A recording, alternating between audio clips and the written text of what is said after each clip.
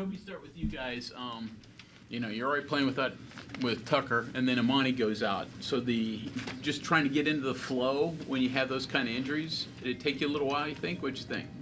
Those are two very good players and big blows to our team, but we preach here that it's next player up. Everyone has to be ready for their opportunity to help us win that certain game. So Eduardo and everyone else on the team stepped up for us to get this win. Eduardo, so sort of similar for you. Obviously, your role changes instead of just being switched in and out. Now you got to be more of a main cog. Does that change how you play when Amani's not able to go? No, not really. It's the same thing for me. Whether I'm playing 40 minutes or I'm playing 10 minutes, you come out there, you just give energy, and you just work the hardest you can. It seemed like you were a little more patient in the post today, getting the ball, just getting set, making your move and doing it rather than rushing too much. Is that key important for you, especially moving into the Big 12? Yeah, definitely. I feel like I kind of got to understand how the other teams are guarding me a little bit more. So, yeah, just taking my time and trying to get to whatever move I'm getting to. What's your favorite? My favorite? Where do you do the best, when you get the ball back to the basket? I can't say.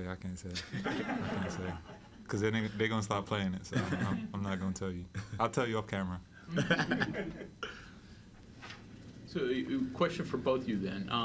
Again, you guys don't have a lot of depth even before the injury situation. Do you have to play a little bit more carefully, conservatively in terms of fouls and stuff? How do you play when you know you don't have a lot of depth behind you? Since the summertime, we've been preaching that our margins are small, so we have to execute and be ready for anything that throws at us, and that we have to just clean up little things like our mistakes.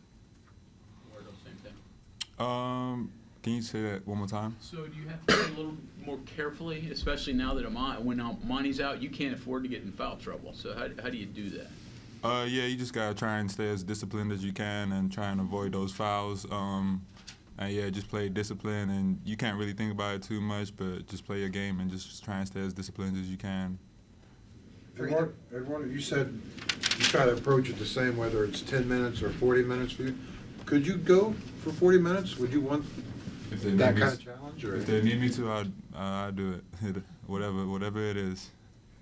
For either of you, they started to come back a little bit. Was there a message during the timeout that really got you guys going? You started going on that run, or was it just playing your style? Nah, definitely. I feel like we had to turn up a little bit on defense, try and speed them up a little bit, and try and force some of those turnovers that we ended up getting. And, yeah, that was an emphasis that we have to turn up on defense. Yeah, I think that we just went back to our brand of basketball that helps us win the games that we have won. So we just turned it up defensively on that end, which helped offensively for us. How did you feel about your defense overall today, especially second half? I feel like we still have improvements, but we are trending in the right direction, and we came out with the win. That's the most important.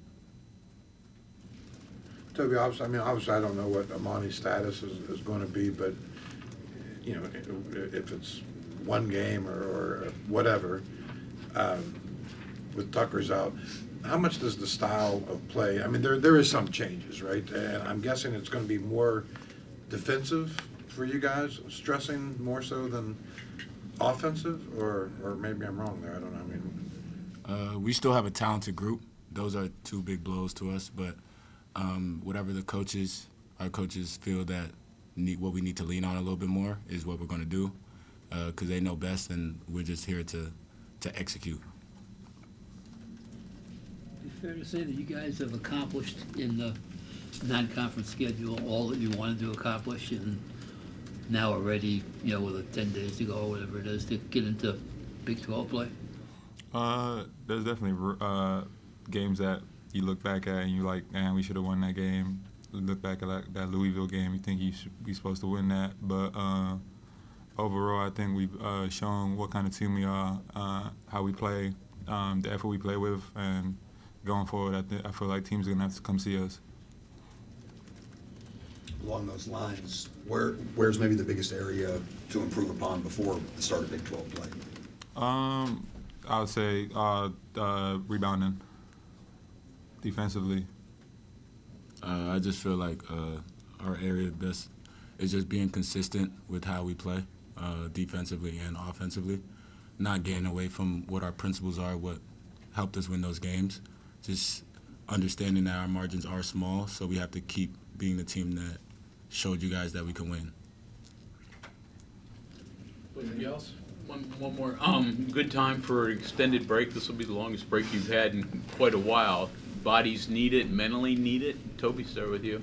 Yeah, I'm not. Yeah, haven't been home since probably like June, but yeah, it's just a good refresher. Seeing the family, just obviously working out still, but just getting away from basketball just a little bit. Just a good reset before the conference season starts. And I assume you're not going home, or are you, or what's your plan for the next 6 days? Yeah, I'm going over there. Yeah. All right, guys, thank you. Appreciate it, John. Happy holidays. Yeah.